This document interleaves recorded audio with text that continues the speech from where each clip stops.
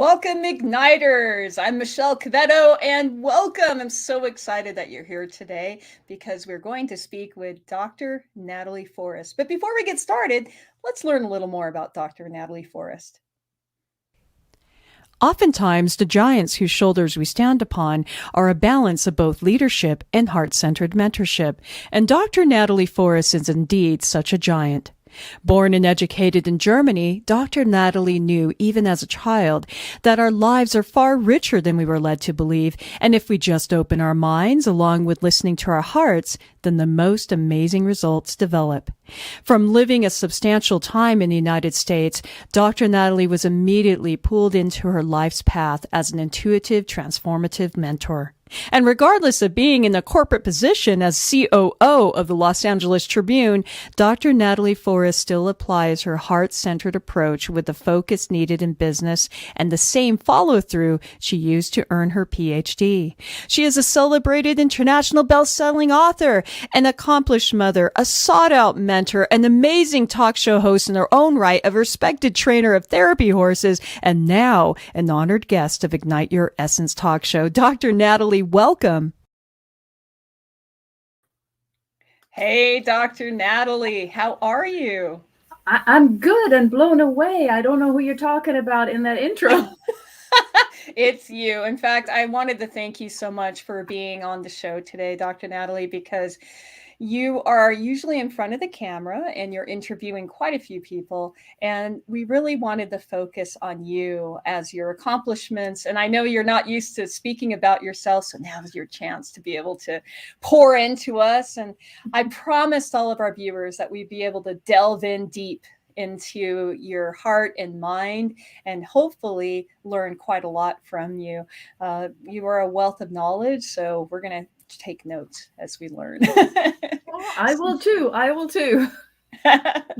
So, Dr. Natalie, I guess what we should do, because you've had a very long career in what you do right now, and you are still going strong. You're developing new programs.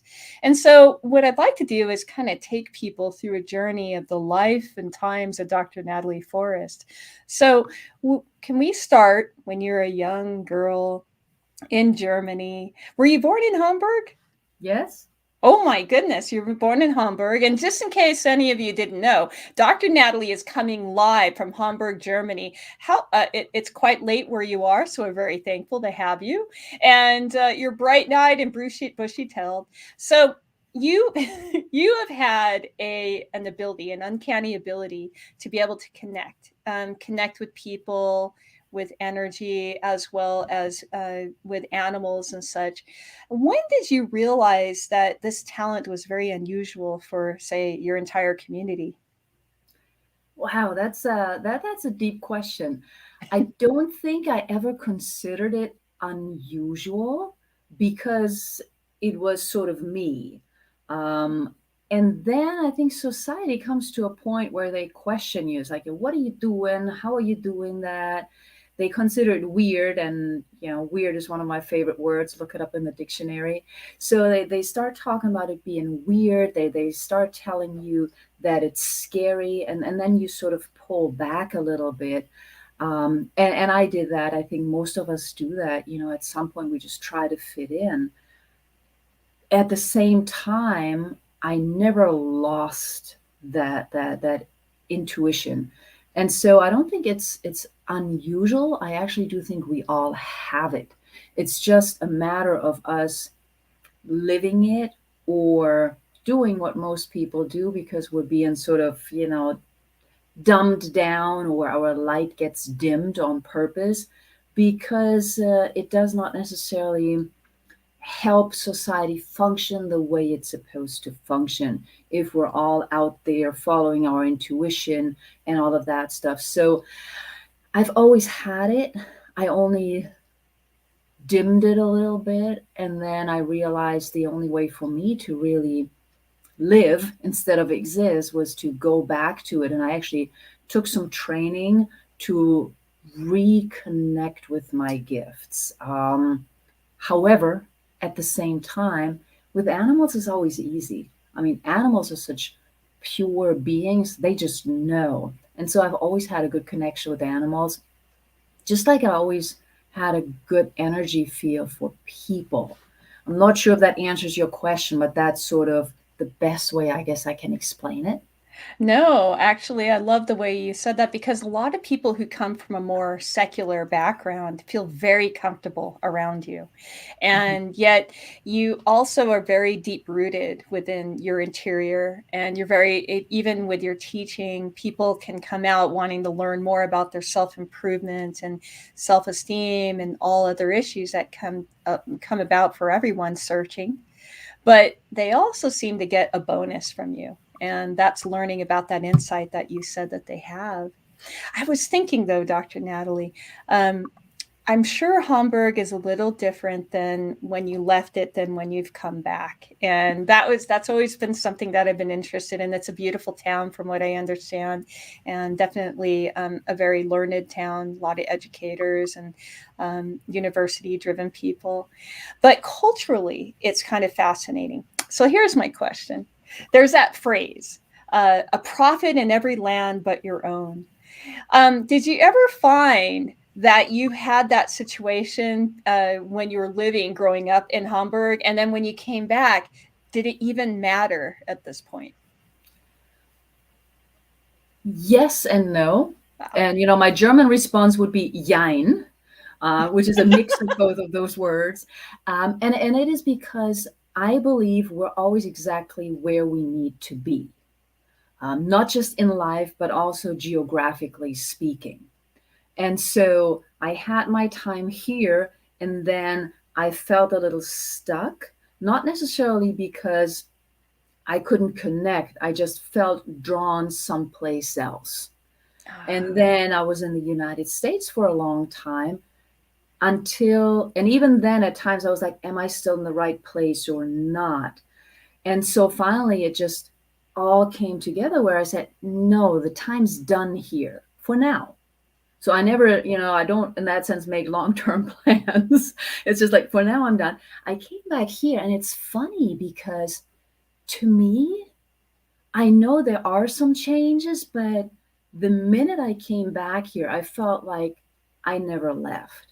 Yes, there are of course some cultural differences. The city has changed a little bit in some of the buildings. Yet at the same time, it just feels like home, like I've never left. And the fun part is that my daughter, who's never lived here, says the same thing. So, a prophet, I don't know. I just feel like I am now exactly where I need to be.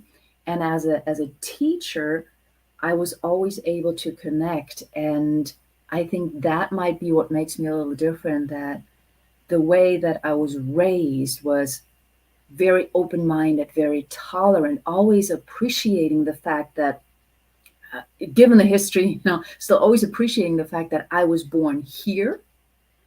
And that made it possible, even without a lot of money, because my mom raised me and my brother by herself, to have all of the educational opportunities, to be able to do the PhD, for my brother to pursue his things. And being in the middle of Europe, even with little money, we were able to take trips, and we had that exposure to a lot of cultural differences. And from there, I studied a lot of philosophy, a lot of different religions. And I think I just have this broad spectrum about appreciating everybody as an individual and trying to understand them. And that's something that I'm very grateful for, because I think it helps me relate to people. oh, that's so beautiful. It's interesting that you said that because you clearly had a great support system with your mother towards your education. However, a lot of people do, and not everyone pursues a PhD. And certainly, for you, it was in history, right? That's where your scope was focused on.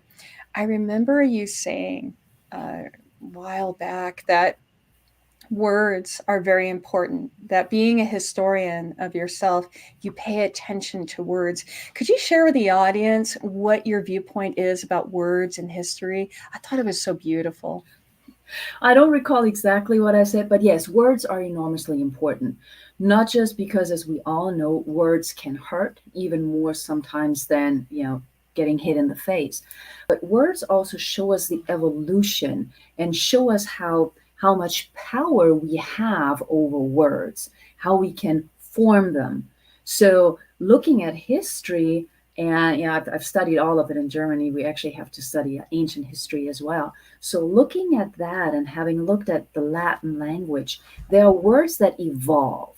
One of the words, when I was still teaching history, and I think I mentioned that to you, is the word civilized or civilization, and how that word has changed.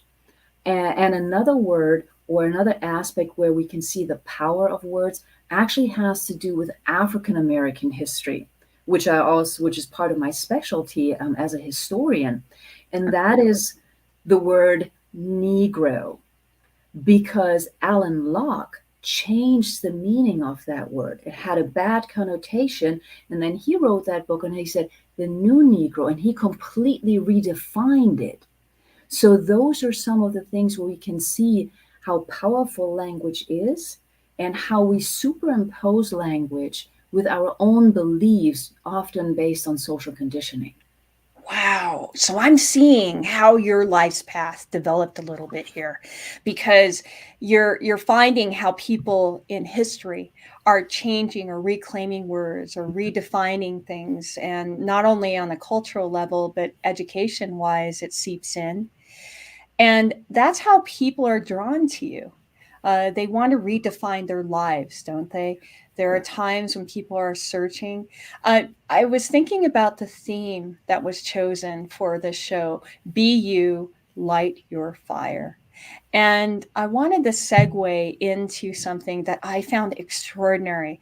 And I just want to preface this to all those who are watching. My belief is that true mastery in teaching are individuals can take something that seems so simple, but yet when you really delve in deeply, it can take you a lot of places. And that's what you were sharing, Dr. Natalie. Could I ask you to please share with the audience what your take is about being you and lighting that fire, and what illustration that you showed with us? I thought it was so profound.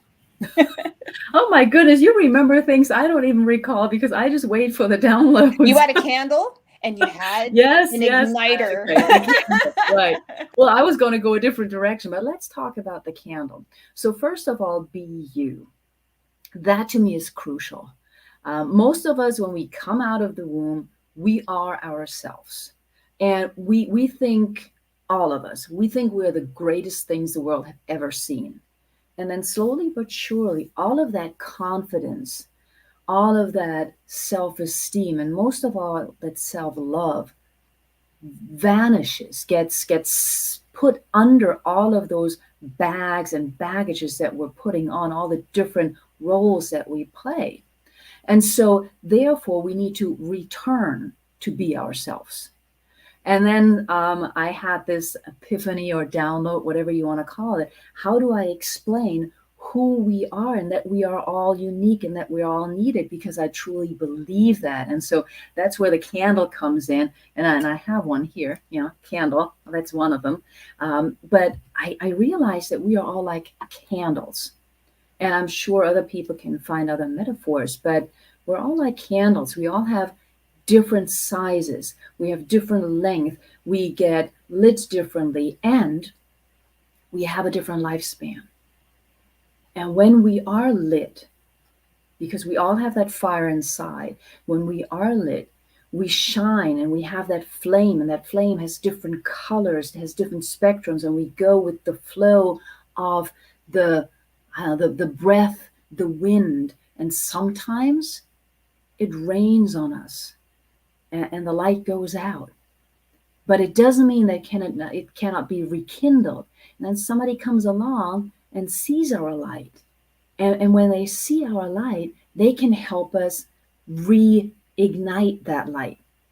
And that's where I use the example of matches, because not every match works.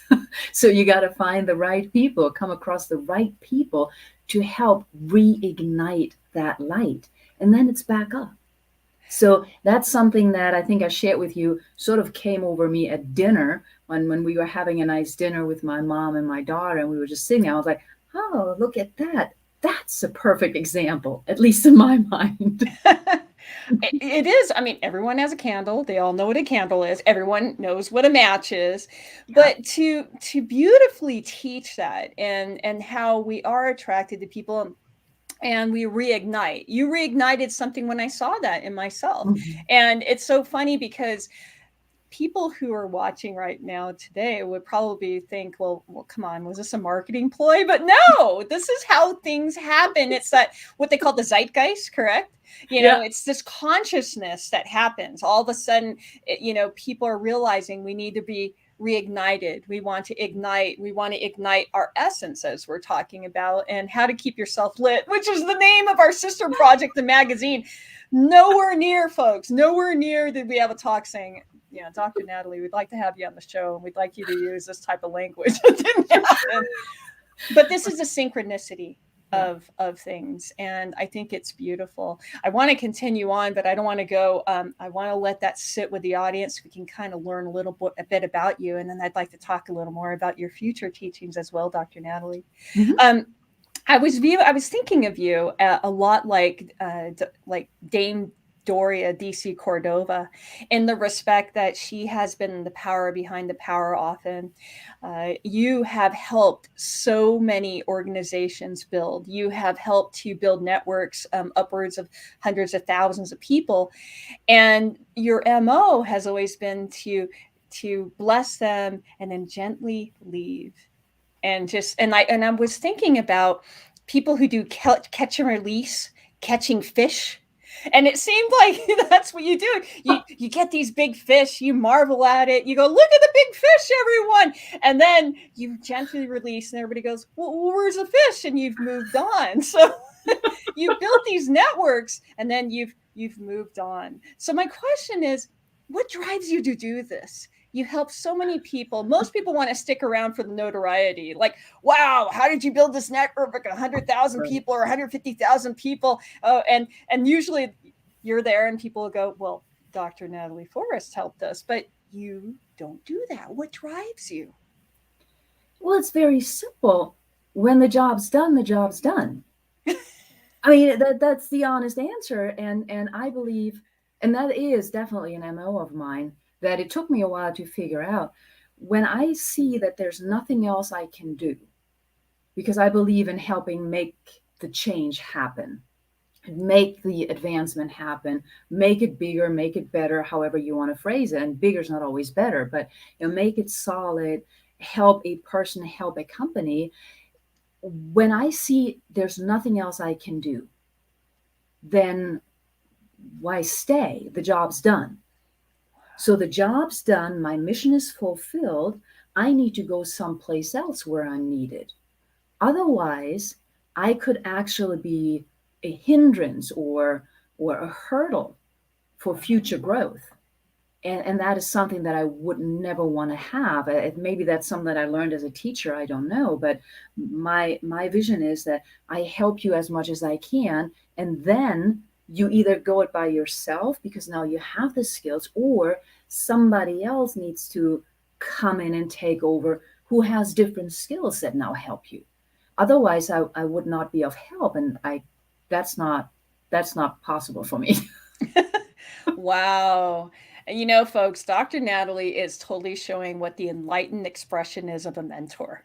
Because if we were to take apart the mentor in a archetype, so correct me, Dr. Natalie, because I know you've studied archetypes heavily, but the mentor archetype, the shadow expression, would be the individual who doesn't want their mentees to surpass them, or wants the mentees to always be uh, looking to them for everything. Mhm. And the light identified mentor would know exactly when it's time to release, because then you know that there's a dependency that wouldn't happen. And it's just a beautiful way. And I wanted to make that clear because bringing you back to your candle and your igniter, I remember you were talking about how the match, you had it burned out and you had the candle. And you said, what good is this match? It's already been the candle has been lit. Right. And I thought to myself, what a beautiful illustration. No wonder you're such an amazing, intuitive, transformative mentor, because of the fact that you know exactly when it's time to allow your students to connect with the right person. I wanted to get that clear because it's so difficult for people to see what it is to truly be a mentor. And you, Dr. Natalie, I feel you are a beautiful example of that. So thank you very much for indulging me and continuing on that, because to hear you be able to express yourself like this explains why so many people seek you out, why so many people trust you with their hearts, and why so many people look for you for direction. So can I kind of shift gears here? Yes. All right. Yes. So we talked about in the intro video, we talked about you training horses for therapy. And you're, first of all, horses that are donated for therapy, do they usually have issues themselves, or? Some do, but not as much. You need solid horses. And I only did a little bit of that, so I'm not like some kind of expert in it Yes, per yes. se. Um, you need solid horses. Now, some of them, yes. Some of the ones I've worked with, for example, one of them, beautiful horse. She was a racehorse, and racehorses generally are not treated that well because they have a very specific purpose. So when she first came to the stable that I helped at and learned the skills a bit more, nobody would be able to touch her head. Nobody was able to even touch her ears or anything. But with time, all of that changed. So that, of course, is an example of an animal that needs help. The other ones, however, um, most of them were very solid. So you usually have a mix of those therapy horses, some that are rescued and therefore they have that, just like other animals, that innate feeling of, wow, I can also serve. That's how I interpret it. And then you need the solid ones, especially when you're working with children. You need the ones who are heavy and nothing bugs them at all. The other ones you need to train.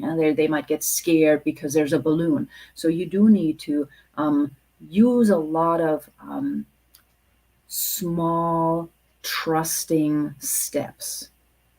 Yes. So the reason why I went down this road, Dr. Natalie, is because I know this is not your profession. You did definitely dedicate time to help.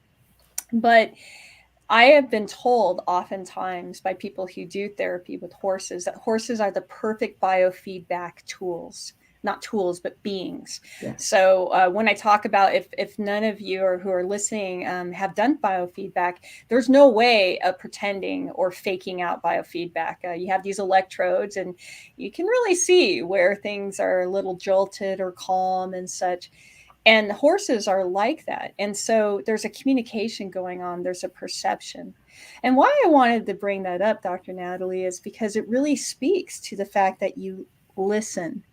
And with that aspect, I think that that's something that we don't always do. We hear them not listening to people, but your life's path is taking you to get people to listen to themselves, correct? Yeah. At least I hope so. Not everybody is quite there yet. And just to go back to the horses, Yes. just for a second, there's this fascinating thing that happens, and it happens with other animals too. Cats are also very independent. So horses and cats are both very independent. But with horses, for example, you have a conversation. Um, the horse will either come or step further away. That's that biofeedback that you're talking about. A cat is similar. It's not as big, not as intimidating necessarily, but a cat will tell you the same thing. Some other animals are more learned in just trying to be our friend. Horses, they know. So if you are at a stable or you pass along someplace, then you need to be You need to just look at what the horses are doing. Are they coming? Are they not? When you go into a paddock, are they coming? Are they not coming? Are they paying attention to you? That sort of thing talks about your energy. And you know how you really feel on the inside, and it's fascinating to see, working with veterans, which I've done before in a different life also.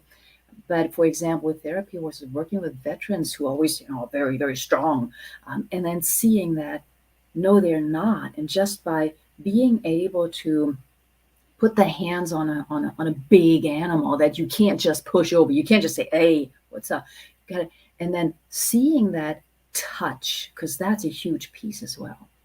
Seeing that touch and what that does to a very strong person, that is just fascinating. And it shows us how we all need to be vulnerable, how we all need to allow the emotions and the touch go through. So that's just another example of yeah, working with animals and understanding the energies that we carry, even if we think we're hiding them. Wow, that's so beautiful. That takes us to just hearing the way you speak. There's such an amount of integrity and reliability in the respect that you're paying attention, you're understanding, and that there's an energy exchange with it. And I'd like to move forward and talk about a little more of what you're teaching. But I think this is a good time, Dr. Natalie, especially in your presence as COO of the Los Angeles Tribune, to speak about some of the values of the Los Angeles Tribune and why we are just so honored to not only be on this platform, but there's so many. We have this growing audience of people who are just hungering. They're hungry and they're just being fed with a lot of the programming. And so with that, I'd like to take a little break and share with everyone just about the Los Angeles Tribune, and also under the helm of the CEO Mo Rock as well. And I don't know if you guys are noticing, but Mo is also paying attention to this conversation as well with Dr. Natalie Forest. But the Los Angeles Tribune has a very, very large legacy that we'd like to share with you, because right now we want to show you exactly what we're building upon here. So why don't we learn a little more about the Los Angeles Tribune? Hello and welcome to the Los Angeles Tribune. Since 1886, our name has been a part of the world of journalism.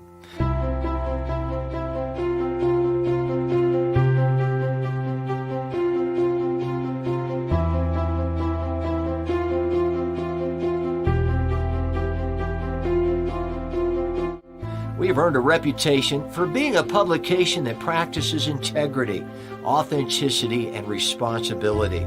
For general inquiries, contact today. Thank you on behalf of the Los Angeles Tribune team.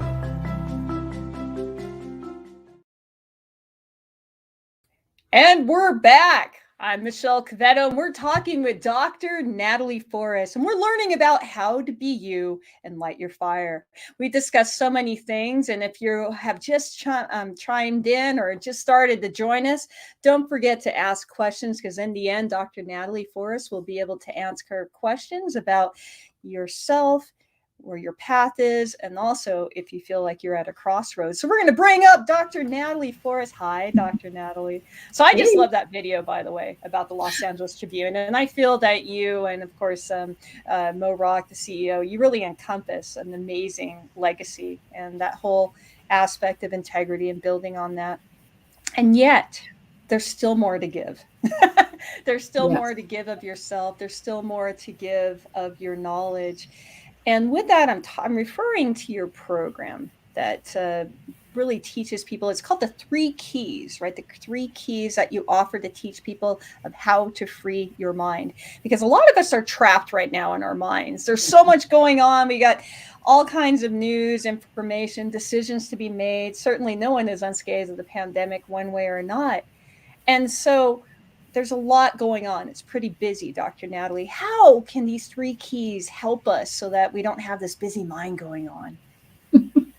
Oh, that is a tricky question. I can't give it all away just yet, but in a nutshell, I believe in freeing our mind. And I'm not talking matrix, I'm actually talking mental detox.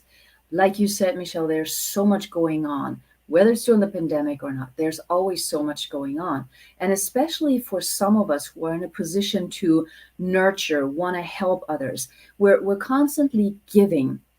And then there comes a time when we're not sure any longer of who we are, if we're doing the right thing. We're wondering, what am I doing anyhow? And in those instances, we need to take a step back. Those instances, that's what I call the crossroads that you mentioned earlier. They can be small ones, like, do I really want to cook or not tonight? I'm like so tired of cooking. But they can also be big, like life-changing decisions. And so those are the three keys. Are really, they have to do with your mental detox strategy to free your mind so that you have actions that work for you, because we're all different. That where you have actions and plans in place that you can sit and be calm and quiet and listen to yourself, sort of begin to tune out what everybody else, most of whom who love you, are trying to tell you, trying to help you. It's about you listening to you and your intuition. And then from there, having that plan and beginning to gain clarity. It's almost like untangling something. Sometimes we have, I don't know, shoelaces that are like all tied up, or we need to untangle them and see, what is actually, where does it start? And so this untangling, this detoxing of all the messages that we're getting is really important so that we can make decisions that are right for us. And of course, that also means that in the process of freeing our minds, as I just called it for this instance, we also need to listen and get back to knowing ourselves. That to me is one of the most crucial aspects in all. Wow. If we look at it, most of us have forgotten who we are and why we're here. And so that all comes together, the detox, action plans, and reconnection with self so you can trust yourself. Oh my goodness. It's so practical. And I can imagine the tools that you share are things that are just so easy. The one word that comes to mind when I listen to you, and when you can't help but teach, first of all, you're just an educator all around. And when you're teaching, even though we're having a conversation, you're very comfortable to be around. And it's often that when students are, really attracted to teachers who have skills that they want. And I believe that a lot of people want to be comfortable with themselves. And so listening to what your program of the 3 keys of how to free their mind, I would imagine it would definitely help people to do that. I want to thread this together with some past works that you've done. You had an international best-selling book. Could you give us the title? Revolutionize. Well, it's two. It's revolutionize and be you. Revolutionize, live your life your way, and then the other one was be you. Be you. And that's the other one here. Revolutionize your. There's a theme, folks. Yeah. There's a theme here. Yeah. There's a theme here. And it's about individuality, yet we still have to live in this world, correct, Dr. Natalie? Yes. We still have to work with people. We still have to maybe live with family members that we may have some difficulties with. And yet you have these keys to help people to go with grace and to actually do things that are actionable, that are positive for everyone. And that's why I wanted to bring that up, because it's so valuable to see your body of works and to receive your body of works to truly understand where we are. Another thing that it was interesting, though, Dr. Natalie, is that we use the term heart-centered. And when we describe you and a few of our guests that came up here, and I couldn't help but notice behind you on either side of your shoulder, you have the words "loy." So I don't know if you guys noticed those characters. That's in kanji. A lot of people say Chinese, but also Japanese write with a kanji script. But that is the word "loy," meaning love. So love seems to be your theme, correct? Or a part of your theme. Could you speak to how we can show love for ourselves? Yeah, absolutely. Absolutely. Love is, I don't know, love is the key to everything. It's, and then I'm not saying that in some kind of mask way or something, but love is the base for everything. I know there are songs about it, and some people, especially people who used to be close to me, they would say, but love can't buy you food. Well, I disagree, because it actually can. The thing is that everything starts and ends with love. And I talked about energies earlier. Whatever I want in my life, I have to surround myself with.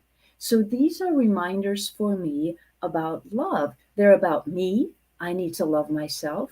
They're about everybody that is in my surroundings. Self love is the key, the stepping stone to anything that you wish, hope, or dream to accomplish. Without self love, you cannot attract love with someone else. You cannot attract success. You cannot attract happiness, since you don't even give or receive love for yourself. So it all starts with love. And therefore, to me, that is absolutely crucial. And we see it in children, we see it in animals. Everything changes when there's love, even in us older folks.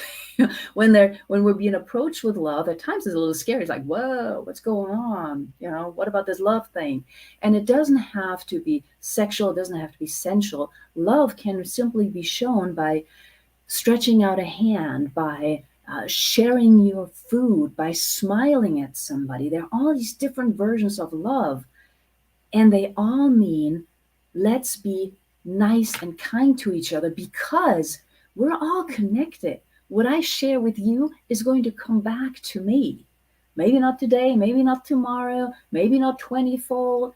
It doesn't matter, because what I want in my life is love and peace, in the hippie way. So that's why it's all around me, because to me it's absolutely the essence of life. Absolutely. I love your description about that. I well, I have to say, I used to have that Lloyd character as part of before I rebranded my business, because that was something that I really wanted to explore, and so that really does resonate with me. And clearly, with the comments we have, like Michelle Wilson saying that when the student is ready, the teacher will appear. Dr. Natalie has transformed so many lives, including mine. Love is the key to everything, and it starts with self-love. Wow. Thank you so much, Michelle. And by the way, Michelle Wilson is also the host of tomorrow's Ignite Your Essence in the Morning show. And she certainly understands you, Dr. Natalie, of your capabilities of showing this. Self-love is really interesting. It's an interesting concept, because that's something that not everybody is taught, not everybody is encouraged to do. And quite frankly, even saying self-love is difficult for people to even say. But you, Dr. Natalie, you go head on with that. You're like, it's about self-love. Could you explain why this self-love is so important for, say, for instance, an entrepreneur? Or say, for instance, a mother who is going back to school. Why is self-love important? What's important is, as you said, feeding yourself, going to school, taking care of tasks, making money. Where does self-love fit in our lives? Well, it is the essence of our lives.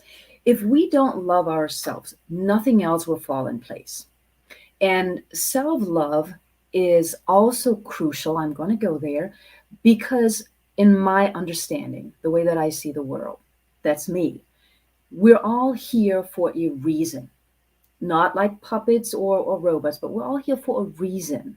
That means we are all, in my point of view, perfect. And we are all part of, the way that I see life, a puzzle, a huge monumental puzzle. And that means we're all perfect, because we all have our little spot.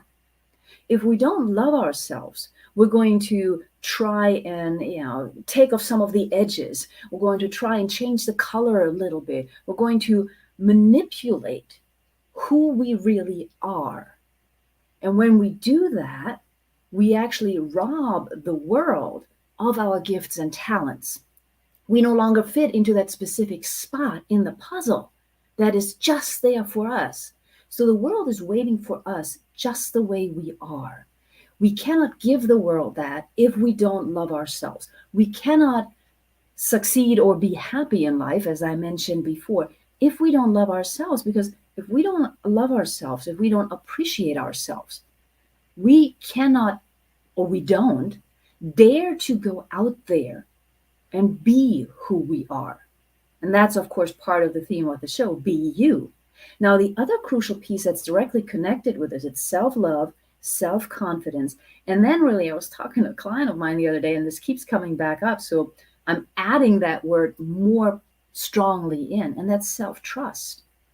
If you don't love yourself and understand that you are like yin and yang, you have all the different sides to it.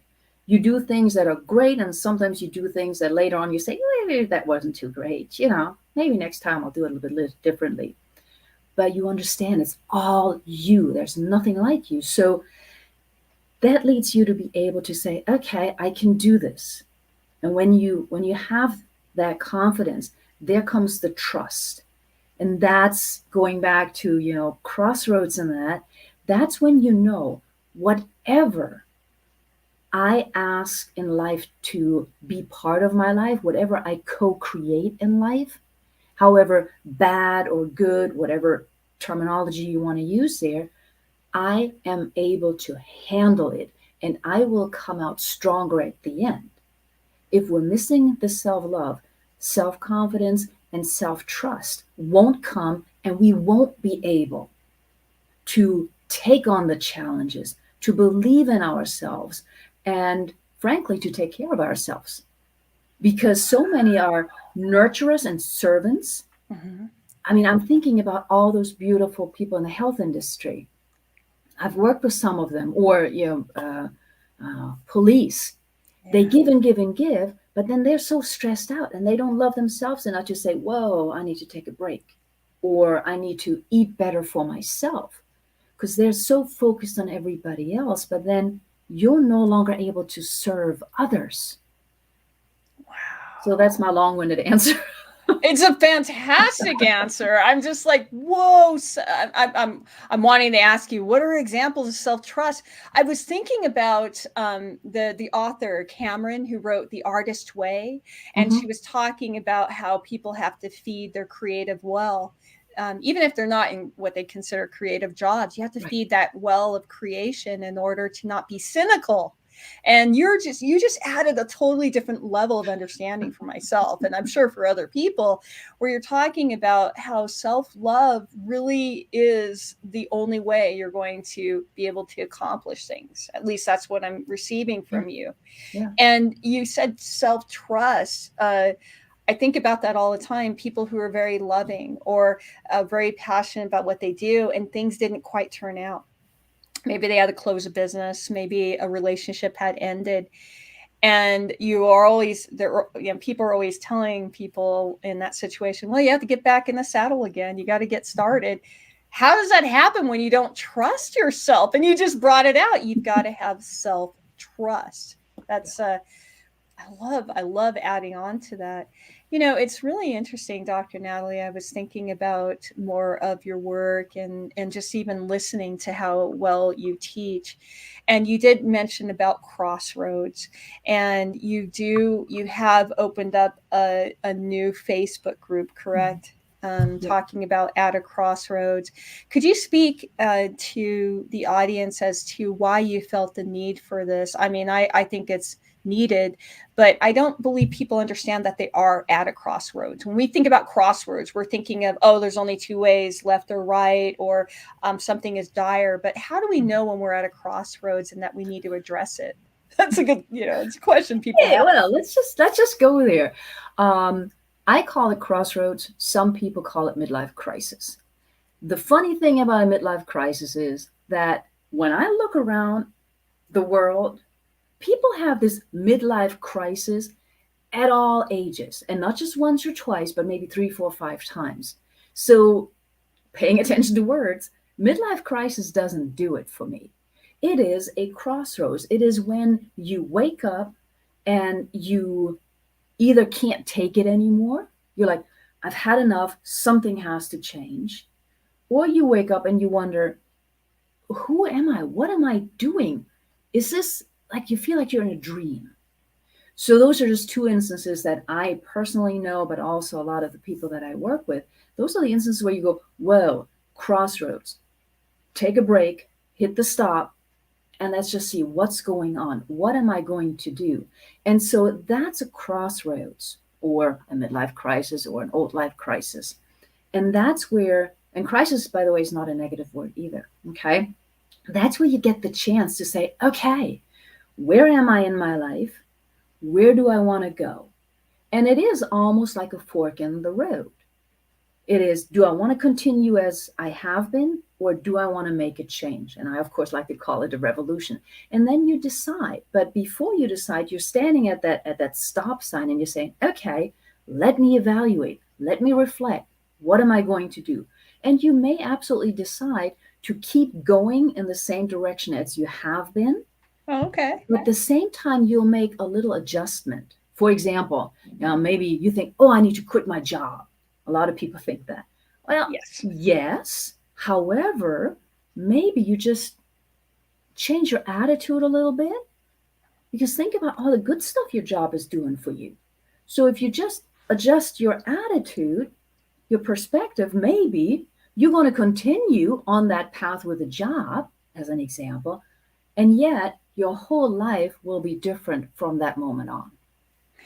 Your whole life will be different. So that perspective shift, that's so fascinating. You know, it's really interesting when you talked about Crossroads is also what people call a midlife crisis. I remember reading a book. It was about how midlife crises are hitting generations younger and younger. It's not happening at midlife. People are having crisis. And you're saying crises aren't bad. Could you speak a little more to why is a crisis not bad? Because people went through crisis since, 2020, and they're like, I don't know what I want in my life, but why is this not a bad time for them? Well, crisis is perfect. It's like that, I don't know, you come to a stop sign and it says stop. A crisis means something is not working. That's a wonderful sign by the universe, by your inner self, by your guides, whatever you want to call it. It's a great moment where you get the chance to say, okay, stop. It's a crisis. I'm not happy. Something is not working. And whenever something is not working, it's sort of like out of chaos comes order, out of crisis comes a happy life, if you choose it. So therefore, a crisis is perfect. You can just sit there, you can say, okay, what's going on? And you can reevaluate. And again, you can modify, because now you're analyzing, you're taking inventory of where you are, what you've been doing, what is working, what is not. And that's the analytical side in me partially, but you're doing it also on an emotional level. So a crisis, to me, is a call to action. It's a call to reflection. And I think that's wonderful. There's nothing wrong with it. It's perfect because it gives me the opportunity to try out something new. Oh, I love that. Because a lot of people, even when there's a reason why crisis is happening, and say, for instance, it's happening to the world, people still kind of think that it's because of them, something that they've done. And I love how you flip the script and you're like, hey, this is a great opportunity for you to do something different. Check it out and things. It's such a beautiful and timely comment that you made. Thank you so much, Dr. Natalie. We do have a question that we ask every guest that comes here, and we call it the big question by Buckminster Fuller. Can we bring that question up here so we could ask Dr. Natalie? So the question is, and as we get that up, I'm going to ask you. So the question is, how do we... Oh, there we go. There we go. So the question is, how do we make the world work for 100% of humanity in the shortest possible time through spontaneous cooperation without ecological damage or disadvantage to anyone? That was a question that was posed by Buckminster Fuller, also known as Bucky Fuller. Dr. Natalie, what do you have to say about this? Oh, I feel like I've answered that already. You did, but it's self-love. It's that simple to me. It's self-love. Because I mean, I haven't even planned on it, but it's self-love. If we love ourselves, our energy is positive. We will approach everybody with positivity and love, and they will sooner or later return it. We just got to break their barriers down with love. And then we don't hurt the environment. We collaborate with one another because there's no more competition. It's just, the hippie way of happy-go-lucky. It's so funny because I loved how Dame Doria Cordova said, first they just called us hippies, but then when we proved that it worked, then we became hippies with money. So if you follow this path so of helping, you can become also a hippie with money if you like. But let's make love hip again. Yeah, I don't think it ever left, but I believe that a lot of times when people are reaching challenges in their lives that we forget that it's something that really does bring us together. I think it's beautiful. I love it. Diamond and Jody, the hippie way of life. Go lucky. I mean, the other thing is, a lot of people think that we can change the world with money. I completely disagree. I think it's our actions, and the self-love, the love also means that we're open-minded and that we're listening to others. So when we see another person, we're no longer judging, but we're listening, we're seeing. And when that happens, because we love ourselves, we trust ourselves and all of that, then the whole connection is different. I mean, take you and me, we both have a show, but we're collaborating, or I should say, and we're collaborating. Yes. It's not about you have more guests than I do, you have better. No, that would be silly, because we have a common purpose and we love ourselves and each other. So we can say, no, let's bring more education to the world. Yes. It's a little start and it grows. Wow, we're answering the big question right here. That's also how it is with Michelle Wilson when she hosts her show. Guests, it's not like her guests or my guests. It's about what's better for the guests and the audience. And that's how we come up with these things. And certainly there's different flavors and different reaches for everyone. And if we don't come from that scarcity mindset, as you mentioned, hey, given the love, and we just can solve a great many things. Thank you so much, Dr. Natalie.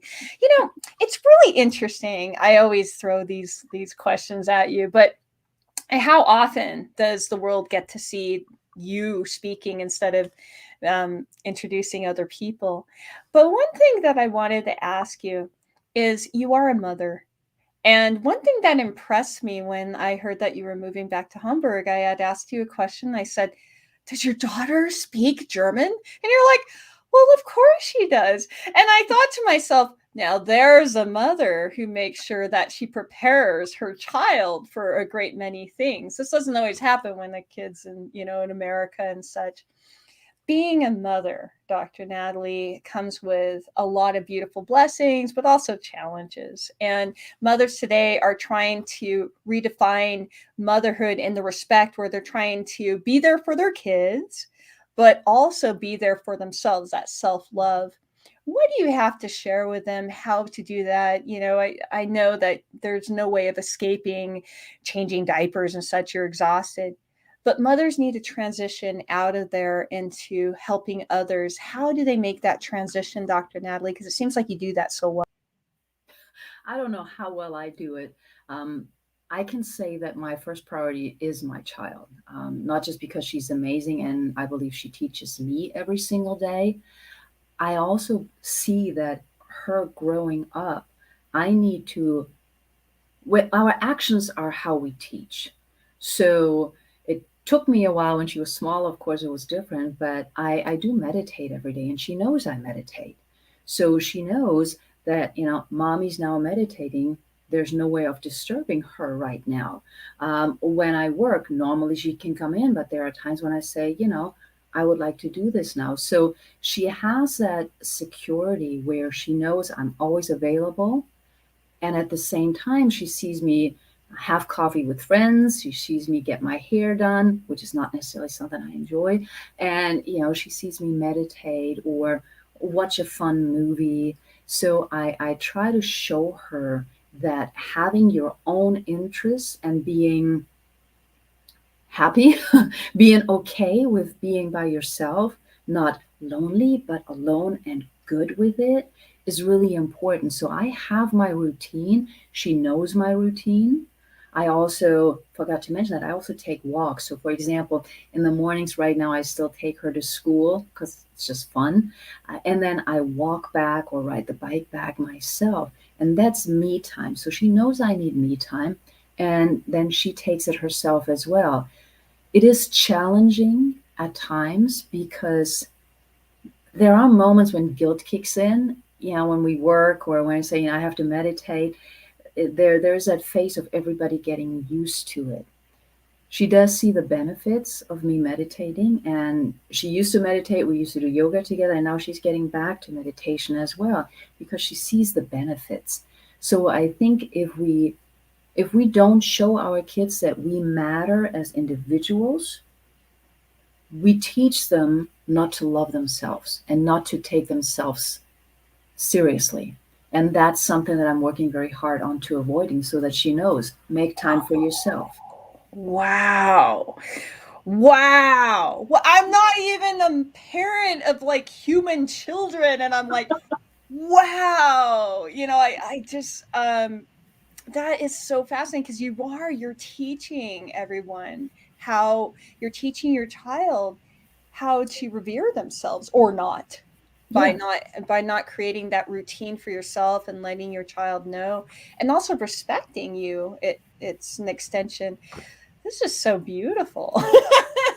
Yeah, you don't have to have a biological physical child, right? I know you help a lot of people and you teach every single day as well. Just by the way that you're going out, your whole team.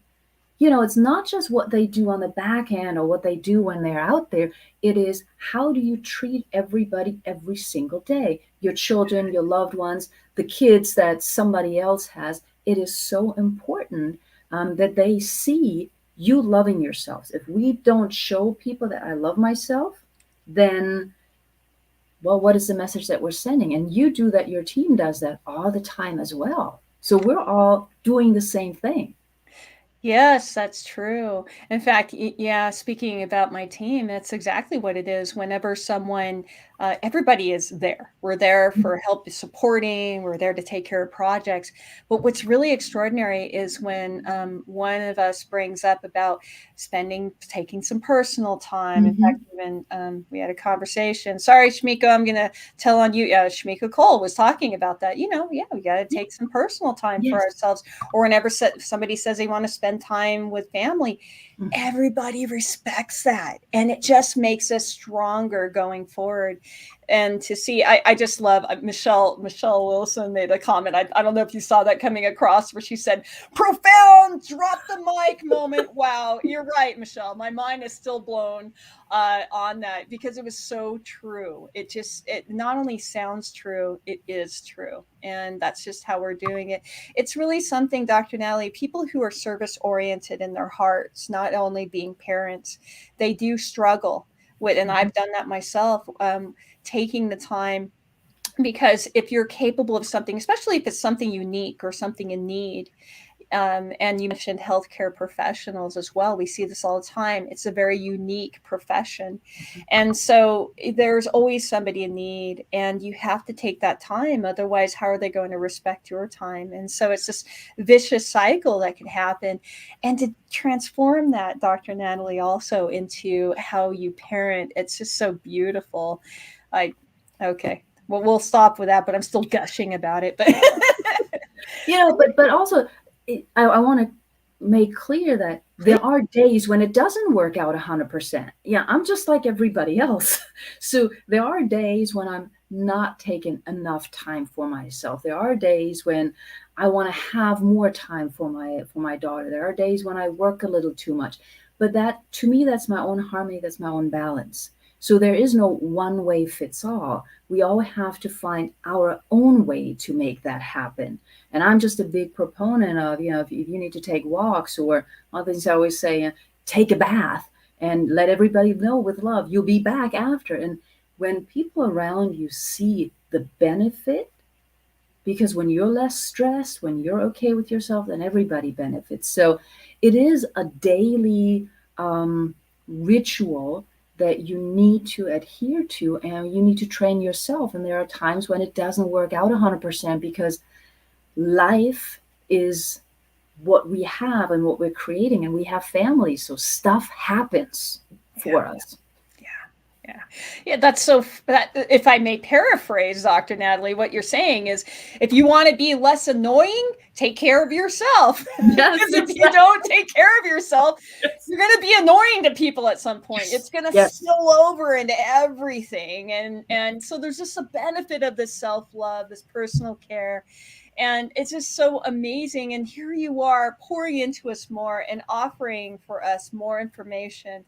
I'd like to bring that up in the trigger, if we can, about the 3 keys to free your mind that you offer. I welcome everyone to please look at that bit.ly link. It said free your mind. So free your mind or alleviate your mind, learning these 3 keys so that you can show up better and not annoy people by taking care of yourself. I'm not sure if that's one of the keys. I'm going to have to go and check that out. But just by listening to you, Dr. Natalie, I can see that there's a wealth of information that we can all learn. It's really interesting. A lot of times people don't even realize when they do need help. And I know by looking at the growing viewership that's going on right now, what you're saying is resonating with people. And also with the comments, we do need this more than ever. And in order to learn how to be ourselves when we don't even know where we are, we're constantly evolving, aren't we, Dr. Natalie? Yes. And that's part of why we're here, right? To continue to learn and grow. It's beautiful. It's I believe it's what we asked for. You think so? You think people ask for it and they don't realize it? Yes. And then when it happens, they aren't even realizing that they're at a crossroads where this is a time where it could happen.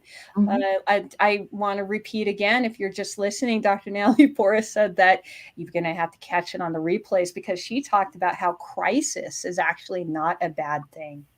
And so if you're feeling like you're in a crisis right now, or you're facing something that you really don't want to go through, but you have to, I welcome you to please watch the rest of this. Go back, check it out in the replays. Make sure that you connect with Dr. Natalie Forest. I have definitely had the links on the show, because I'm telling you, this wealth of information, there's a reason why she's authored books. There's a reason why she's helped people not only build their networks, build their lives. And so, Dr. Natalie, I wanted to thank you so much from the bottom of my heart for helping me. I do have a question, though. I know we had the question and answers, and my personal question is about the personal care aspect, self-care. It's funny how that word self-love was hard for me to even refer to it. I'm like, oh, you mean personal care? Are you just rebranding here? And you literally mean self-love. And it made me have to look inside. So for those of us who are still realizing, wow, I need to give myself more self-love, what can you leave for us that we can start today to do? When we talk about, okay, I'm going to try out this self-love thing, Dr. Natalie, because I don't want to be annoying. Well, I always say, I don't want people to run away from me when I enter the room.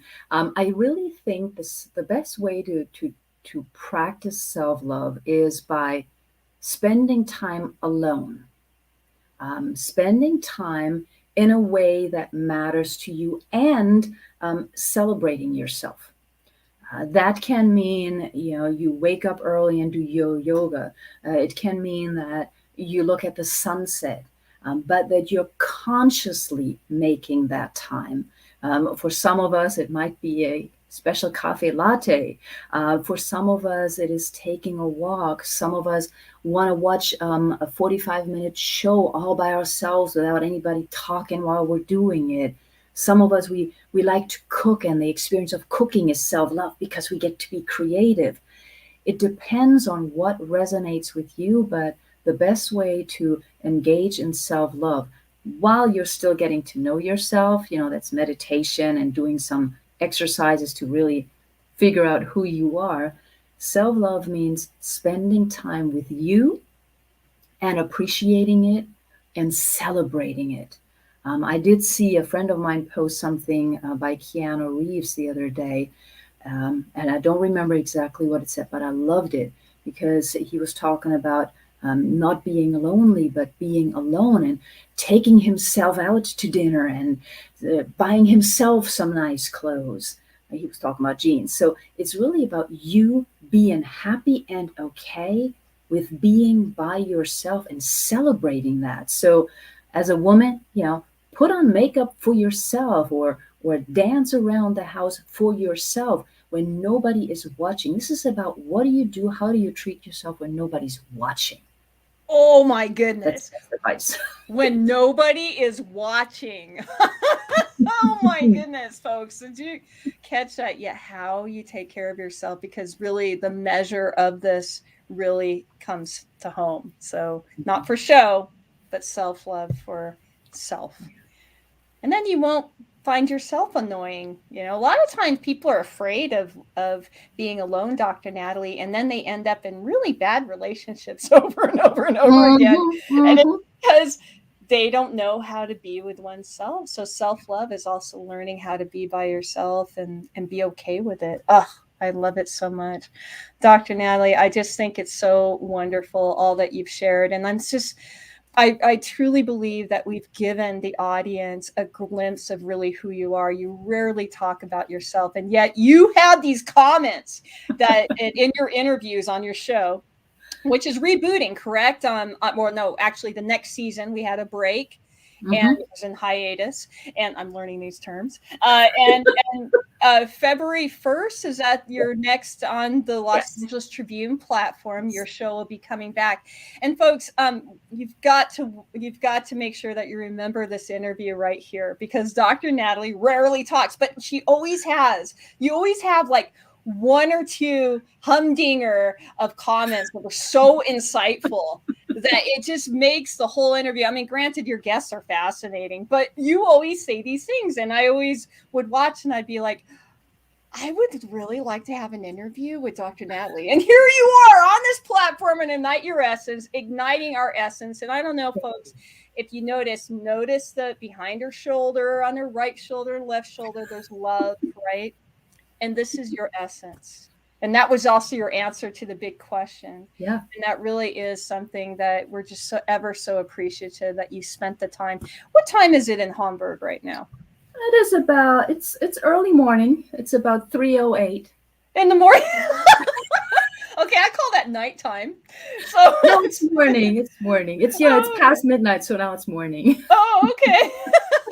I love your perspective and everything, Dr. Natalie, including time. And I just wanted to thank you so much for waking up so early and really sharing with the audience and showing up and sharing with us so much knowledge. I want to encourage everyone to please check in with Dr. Natalie's show as it's coming, also on the Los Angeles Tribune. But more importantly, make sure that you connect with Dr. Natalie, because her works are amazing. Check out her books, check out her platform, and check out her groups, because I can tell you personally that it is something that was enriching for myself as well. So it was such a treat. And I wanted to also thank you. I can't believe we're still coming in with all the viewership. And thank you so much for the comments. And definitely make sure that you check in with tomorrow. Tomorrow's show is with Michelle A. Wilson, and she has a special guest who has a network of really amazing, influential people. And I want to make sure that you understand that this is a unique interview, because this guest, he's amazing.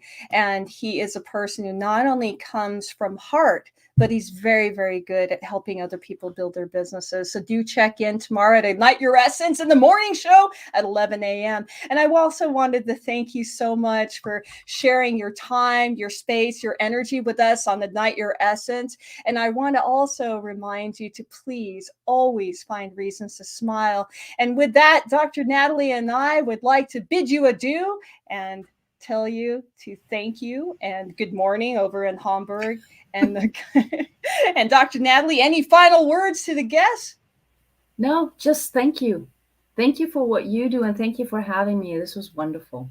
Oh, thank you, Dr. Natalie. Well, see you next time. Bye. Bye.